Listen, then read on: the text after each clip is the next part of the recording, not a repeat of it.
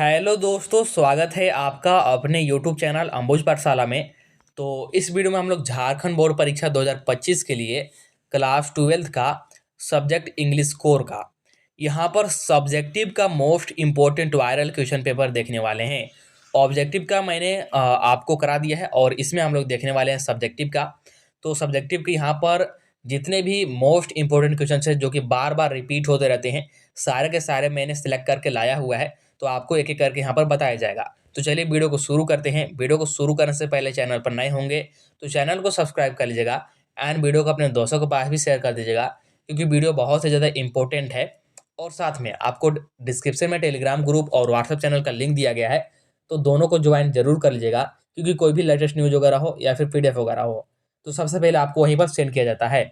और आज के आपके एग्जाम में यहाँ से बहुत सारे क्वेश्चन डायरेक्टली मैच हो सकते हैं या फिर इसी से रिलेटेड हो सकते हैं। तो आप लोग खुद से भी मतलब इससे मिलता जुलता थोड़ा सा रिलेट करके आंसर बना भी सकते हैं। तो चलिए शुरू करते हैं। यहाँ पर जितने भी क्वेश्चन है सब्जेक्टिव के मोस्ट इंपोर्टेंट है, आपको टूटी फूटी लैंग्वेज में यहाँ पर समझा देंगे। मतलब कि अपना लैंग्वेज में कैसे क्वेश्चंस का आंसर लिखना होता है आपको यहाँ पर ये बता देंगे, जिससे कि अगर इससे रिलेटेड कोई दूसरा क्वेश्चन भी आ जाता है तो फिर आप लोग खुद से यहाँ पर आंसर बना पाएंगे इजिली। तो चलिए बिना देरी किए शुरू करते हैं। देखिएगा हमारे पास पहला प्रश्न कौन सा है। सारे के सारे प्रश्न मोस्ट इंपोर्टेंट है और यहां से जरूर आएगा। पहला प्रश्न बोल रहा है, why was the mother face compare to the late winter moon.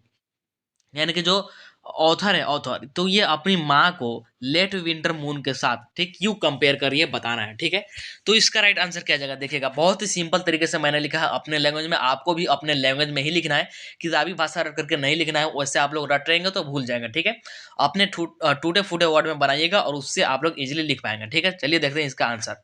The poetess mother is terrible old. ठीक, जो पोएट की माँ है ना एक्चुअली बहुत ज्यादा ओल्ड हो गई है।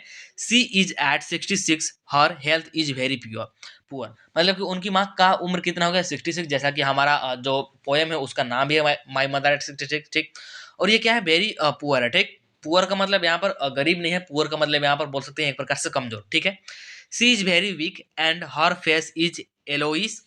Therefore, the poetess compare late winter moon because the late winter moon has lack of brightness as well as strength। अब समझिएगा कि क्या बोल रहा है कि जो उनकी माँ है ना, यानी कि जो पोएट की माँ है ये बहुत ही वीक हो गई है एंड उनका जो फेस है, फेस येलोइस हो गया है। येलोइस का मतलब हल्का पीला टाइप का हो गया और उनके फेस पर झुरिया भी आ गया। झुरिया का मतलब जो बूढ़ेपन में आप लोग देखे होंगे ना कि जो मांस होता है सिकुड़ जाता है, तो उसी को यहाँ पर बोल रहा है। There for the poets compare, इसीलिए जो पोएट है ठीक यानी कि जो कवित्री है अपनी माँ को कंपेयर करे किससे, लेट विंटर मून से। लेट विंटर मून का मतलब क्या होता है, जैसे आप लोग चांद देखे होंगे तो जो चांद होता है ना उस पर हल्का हल्का क्या आ जाता है, फोग होकर आवाज आ जाता है, तो उसी को बोला जाता है लेट विंटर मून। ठीक है, तो उसे कंपेयर करिए। ठीक, because the late winter moon has lack of brightness, क्योंकि जो लैक विंटर मून है ना, lack of brightness, lack of brightness का यही मतलब है कि उस पर फॉग आ जाता है तो उसका ब्राइटनेस कम हो जाता है, वो थोड़ा सा धुंधला टाइप का दिखाई देता है। वही बोल रहा है एज वेल एज स्ट्रेंथ। ठीक, तो यह हो गया हमारा फर्स्ट नंबर वाला क्वेश्चन का राइट आंसर।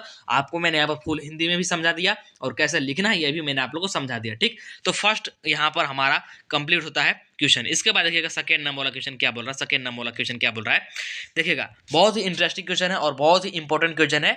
ठीक है, क्या बोल रहा है, write character sketch of M Hamel. M Hamel का क्या लिखना है, कैरेक्टर स्केच लिखना है। तो बहुत सिंपल है, कैसे लिखेंगे देखिएगा। आप लोगों ने हो सकता है ये क्वेश्चन पढ़ा हो, लेकिन जो मैं बता रहा हूँ एक बार उसको जरूर देखिएगा, एक बार अप्लाई करके देखिएगा। मैं यहाँ पर अपने वर्ड में बना करके लाया हूँ। देखिए इसका राइट आंसर क्या जाएगा।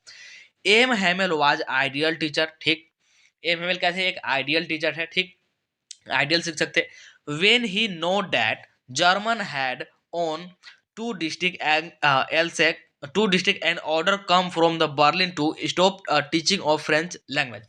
क्या बोल रहा है कि जब जो हमारे टीचर है एम एम एल, इनको पता चला कि जो जर्मन है, जर्मन इन्होंने 2 डिस्ट्रिक्ट जीत लिया है। ठीक, 2 डिस्ट्रिक्ट जीत लिया है और जो बर्लिन है, बर्लिन से ऑर्डर आया है कि अब सिर्फ क्या पढ़ा जाएगा, अब सिर्फ फ्रेंच लैंग्वेज पढ़ाया जाएगा इन द एल्सेक एंड लोरेन। मतलब कि कहाँ पर, एल्सेक और लेरेन जो कि दोनों डिस्ट्रिक्ट है, वो दोनों डिस्ट्रिक्ट में क्या पढ़ा जाएगा, सिर्फ और सिर्फ अब फ्रेंच पढ़ाया जाएगा। Then M M L called a meeting with villagers and students. तब क्या करते हैं कि एएमएमएल एक क्लास लेते हैं, ठीक, किसके साथ, तो वहाँ पर विलेजर्स भी आते हैं और स्टूडेंट्स ऑब्वियसली आते ही हैं क्योंकि वो रेगुलर स्कूल जाते थे, लेकिन उस दिन स्पेशली विलेजर्स भी गए थे, यानी कि जो गाँव के बड़े बूढ़े होते हैं ना, वो भी गए थे, ठीक। आगे देखिएगा, M Hamel in his special dress as beautiful green coat and black cap, और एएमएमएल उस दिन क्या पहनते हैं, एक स्पेशल ड्रेस पहनते हैं, और स्पेशल ड्रेस क्या था, तो वो ग्रीन कोट पहनते हैं, यहाँ पर दिख रहा होगा आप लोगों को, ग्रीन कोट पहनते हैं और साथ में क्या पहनते हैं, ब्लैक कैप पहनते हैं, ठीक। किस लिए, ताकि वो अपने लैंग्वेज को रिप्रेजेंट कर सके, हाईलाइट कर सके एंड क्या कर सके, रिस्पेक्ट कर सके, और इसीलिए उस दिन विलेजर्स भी जाते हैं एएमएमएल का रिस्पेक्ट करने के लिए, और उनका जो जो लैंग्वेज होता है फ्रेंच, उसको भी रिस्पेक्ट करने के लिए।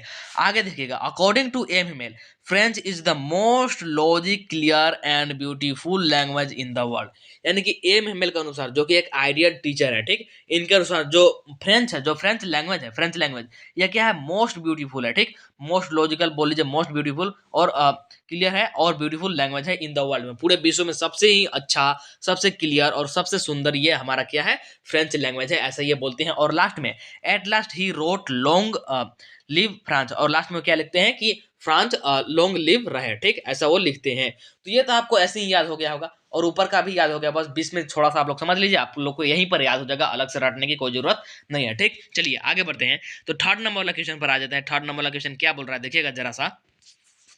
थर्ड नंबर वाला क्वेश्चन हमारे पास क्या बोल रहा है, बहुत ही इंपॉर्टेंट क्वेश्चन है, how does Sadao help the American prisoner और सोल्जर, प्रिजनर बोल लीजिए या फिर सोल्जर बोल लीजिए, दोनों एक ही बात है, ठीक है। तो क्या बोल रहा है कि हाउ डज साधव हेल्प, यानी कि जो डॉक्टर साधव होते हैं ये अमेरिकन प्रिजनर या फिर अमेरिकन सोल्जर का हेल्प कैसे करते हैं, ठीक। तो देखिएगा इसका राइट आंसर क्या देगा कि doctor Sadao is a surgeon doctor of Japan, जो डॉक्टर सौदव होते हैं कि ये कहाँ के डॉक्टर थे, तो जापान के, और वो भी कैसा डॉक्टर, जो सर्जन डॉक्टर, जो कि सर्जरी वगैरह करता है, ठीक। One day doctor Sadao and his wife Hana found an American prisoner on the sea beach in very serious condition. एक दिन डॉक्टर सौदव और उसकी हाना क्या क्या कर रहे थे, मतलब कि ऐसे ही रैंडमली हाउस से बाहर थे, तो उनको एक अमेरिकन प्रिजनर मिलता है, ठीक, वो भी सी बीच के पास, ठीक, यानी कि समुद्र के पास। कैसा कंडीशन में, तो वेरी सीरियस कंडीशन में, यानी कि उसका कंडीशन बहुत ही खराब है, उसका हेल्थ बहुत ही खराब है, उसको गोली लगा हुआ था, ठीक है। आगे देखिएगा, the soldier had wounded of bullet, यहाँ पर देख लीजिए बोल रहा है कि जो सोल्जर है उसका बुलेट लगा हुआ था, and his wounded part are bleeding, और उसका जो जिस पार्ट में बुलेट लगा था वहां से क्या हो रहा था, ब्लीडिंग हो रहा था, मतलब कि वहां से ब्लड बह रहा था, खून बह रहा था ना। दे टुक हिम एट हिज आउन होम, आउन होम मतलब कि जो डॉक्टर सौदा होते हैं और जो उनकी वाइफ होती है हाना, ये क्या करते हैं कि प्रिजनर को, यानी कि जो अमेरिकन सोल्जर रहता है इसको अपने घर पर ले जाते हैं, in order to treatment the enemy, the prisoner of was an American and America was enemy of Japan. उस वक्त ना वार चल रहा था अमेरिका और जापान में, तो अमेरिका जो है ये क्या था, जापान का क्या था, इनेमी था, ठीक, मतलब कि दुश्मन था, और जो डॉक्टर सौदा थे ये जापानीज थे, तो मतलब कि ये जो सोल्जर आया था एक्चुअली ये इसका दुश्मन ही था, तो वही बोल रहा है कि जो प्रिजनर है ये दुश्मन था, ठीक। इसलिए वो ट्रीटमेंट करने के लिए थोड़ा सोचते हैं कि ट्रीटमेंट करूं या ना करूं, बट आगे देखें क्या बोलते हैं, doctor Sadao is a very good doctor and his profession is to save the life of patient, आगे लिखा गया है, मतलब कि डॉक्टर सौदाव क्या है, एक बहुत ही अच्छे डॉक्टर होते हैं, ठीक, और उनका जो प्रोफेशन होता है यानी कि जो डॉक्टरी होता है, इसी कारण क्या होता है, प्रिजनर का लाइफ बच जाता है, यही बोल रहा है, ठीक, यही यहाँ पर बोल रहा है लाइफ ऑफ पेशेंट, ठीक, because the religion of humanity is greater than any other religion, क्योंकि क्या है यहाँ पर, ह्यूमैनिटी का रिलीजन, यानी कि जो बोल सकते हैं एक प्रकार से जो मानवता का यहाँ पर रिश्ता है वो सभी रिलीजन से क्या है, बड़ा है। डॉक्टर सदाव स्टार्ट ऑपरेशन, और इसीलिए डॉक्टर सदाव क्या करते हैं, ऑपरेशन या फिर ट्रीटमेंट स्टार्ट करते हैं। First of all he clean the wounded part, और सबसे पहले क्या करते हैं कि जो ऑन्डेड पार्ट होता है जहां पर गोली लगा होता है, गोली निकालते हैं और उसको साफ ऑफ करके क्या करते हैं, अमेरिकन प्रिजनर का लाइफ बचा लेते हैं, and he save the life of American prisoner, ठीक, ये हो जाएगा यहाँ पर। और थोड़ा सा और लिख दीजिएगा कि at last doctor Sadao arrange the ship for escape the American prisoner, by this away doctor Sadao help American prisoner soldier. और लास्ट में क्या करते हैं, लास्ट में डॉक्टर सदाव एक शिप का अरेंज करते हैं, ठीक, और किस लिए अरेंज करते हैं, ताकि ये जो अमेरिकन सोल्जर ये भाग सके, ठीक। तो इस प्रकार से इसका राइट आंसर आ जाएगा, ठीक है। तो इस प्रकार से हमारा थर्ड नंबर वाला क्वेश्चन भी कंप्लीट हो गया, ठीक। इसके बाद देखिएगा फोर्थ नंबर वाला क्वेश्चन, बहुत ही सिंपल तरीके से लिखा है मैंने, एक्चुअली ऐसे आप लोग लिखेंगे तो ये बड़ा हो जाएगा जो फोर्थ नंबर वाला, लेकिन इसको मैंने बहुत सिंपल तरीके से लिखा है। कैसे लिखा है देखिएगा, इसको मैंने पॉइंट वाइज लिखा है, आपको यहाँ पे देखते ही याद हो जाएगा। देखिएगा क्या बोल रहा है, सॉरी, देखते हैं यहाँ पर ये क्या बोल रहा है क्वेश्चन, बहुत ही इंपॉर्टेंट क्वेश्चन है, सिंपल तरीके से आपको समझ में आ जाएगा, बहुत ही इजी तरीके से। क्या बोल रहा है, What were the series of emotion and fear that Douglas experienced when he was thrown into the pool? यानी कि जब डगलस को पूल में धक्का दिया जाता है, ठीक, तो किस प्रकार का बोल सकते हैं इमोशन एंड फियर क्या होता है, उनको श्रृंखला में आता है, ठीक। एंड बोल रहा है, एंड आगे क्या बोल रहा है, What plan did he make to calm the surface? अब वो जानते हैं कि मुझे धक्का दे दिया गया तो मैं ऑब्वियसली पानी में गिर रहा हूं, तो क्या फिर प्लान बनाते हैं जिससे कि वो सरफेस पर आ सके, यानी कि पानी के ऊपर आ सके, क्या प्लान बनाते हैं ये भी बताना है। तो देखिएगा बहुत सिंपल तरीके से मैंने लिखा, कैसे लिखेंगे इसका answer, when Douglas through into the pool then series of emotion and fear are following, यानी कि जब जब विलियम डगलस को पूल में धक्का दिया जाता है तो उनको इस प्रकार की श्रृंखला मतलब कि बोल सकते हैं इमोशन और फियर आता है, और यहाँ पर मैंने पॉइंट वाइज लिखा है, ठीक। चाहे तो आप लोग पॉइंट वाइज भी लिख सकते हैं, अदरवाइज आपको ये पॉइंट मैंने याद करने के लिए दिया है, आप लोग चाहे तो याद कर लीजिएगा, और वहां पर ऐसे भी लिख सकते हैं, लेकिन पॉइंट वाइज भी लिख सकते हैं, कोई प्रॉब्लम नहीं है। पहला देखिएगा क्या है, lungs was ready to breathe, यानी कि मतलब उनको लग रहा था जैसे कि मेरा लंग्स फट रहा है, ठीक, इस प्रकार से। और फिर था his leg do not worry, यानी कि उनका लेग ऐसा हो गया था ना, जैसे डेड लेग होता है ना, कि जो मतलब कुछ काम नहीं कर रहा, सिर्फ वेट बढ़ाता है, तो इस प्रकार का लगता है कि उनका जो लेग है वो काम नहीं कर रहा है, सिर्फ वेट के रूप में रह गया है। हिज हेड इज थ्रोब्ड, यानी कि उनके हेड को क्या लगता है, जोर से झटका लगता है, ठीक, जोर से झटका लगता है। इसके बाद he feel himself a dead body, और वो क्या फील करते हैं, जैसे वो मर गए हो ऐसा फील करते हैं, ठीक, मरणशील की तरह फील करते हैं। हाथ पैर बहुत ज्यादा चलाते हैं, 3 बार ऊपर आने की कोशिश करते हैं लेकिन ऊपर आ नहीं पाते हैं, इसलिए वो ऐसा फील करते हैं। इसके बाद देखिएगा, इसके बाद यहाँ पर देखिए प्लान के बारे में लिख देंगे कि वो क्या प्लान बनाते हैं, देखिएगा थोड़ा सा इसके बारे में लिख देंगे। He plan when his feet hit the button then he would make a long jump and come to the surface, यानी कि वो क्या प्लान बनाते हैं कि जब वो मतलब कि उनको पानी में तो धक्का दे दिया है, तो जब वो पानी में जाएंगे, अंदर जाएंगे, तो क्या करेंगे, अंदर जाने के बाद नीचे पहुंचेंगे बॉटम में, ठीक, यानी कि सरफेस पर, और वहां से क्या करेंगे, अपने पैरों से एक लंबा छलांग लेंगे, यानी कि लंबा जंप लेंगे, और उससे क्या करेंगे, और रट से ऊपर आ जाएंगे, मतलब कि सरफेस पर आ जाएंगे, ऐसा वो प्लान बनाते हैं। लेकिन ये प्लान सक्सेस नहीं होता है, वो ऊपर आने की 3 बार कोशिश करते हैं, लेकिन एक भी बार ऊपर नहीं आ पाते हैं। तो इस प्रकार से हो जाएगा इसका राइट आंसर हमारा 4 नंबर वाले क्वेश्चंस का।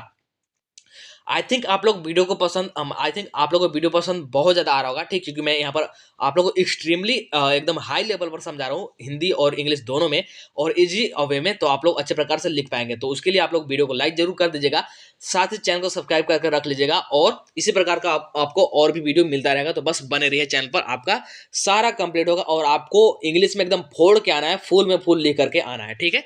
चलिए आगे बढ़ते हैं, और इस सेशन का लास्ट क्वेश्चन देखते हैं, 5 नंबर वाला क्वेश्चन क्या बोल रहा है। देखिए यहाँ पर ये भी बहुत ही इंपॉर्टेंट क्वेश्चन है और बहुत ही इजी है, इसका बहुत छोटा सा आंसर मैंने बनाया है, क्योंकि आपको ज्यादा रटना भी नहीं, ठीक, और बहुत छोटा सा आंसर काम चल जाएगा, बाकी आप लोग खुद लिख सकते हैं, ठीक है। देखिए कि क्या बोल रहा है, what does the third level refer to, is it a medium of escape, यानी कि जो थर्ड लेवल ये क्या दर्शाता है, ठीक, थर्ड लेवल क्या दर्शाता है, और क्या यहाँ पर पूछ रहा है कि क्या ये स्केप का मीडियम है, यानी कि अब मान लीजिए आप ये स्केप का मीडियम क्यों बोल रहा है कि जब भी आपको ज़्यादा दिमाग पर प्रेशर हो या फिर ज़्यादा काम वर्क का प्रेशर हो, तो आप लोग क्या सोचते हैं कि ये सभी छोड़ दिया जाए, तो क्या ये ऐसा ही है, ये पूछ रहा है। और मैं पूछ रहा है कि या में what is the third level, is it a real place, पूछा कि थर्ड लेवल क्या है और ये क्या ये रियल में था, ये बताना है।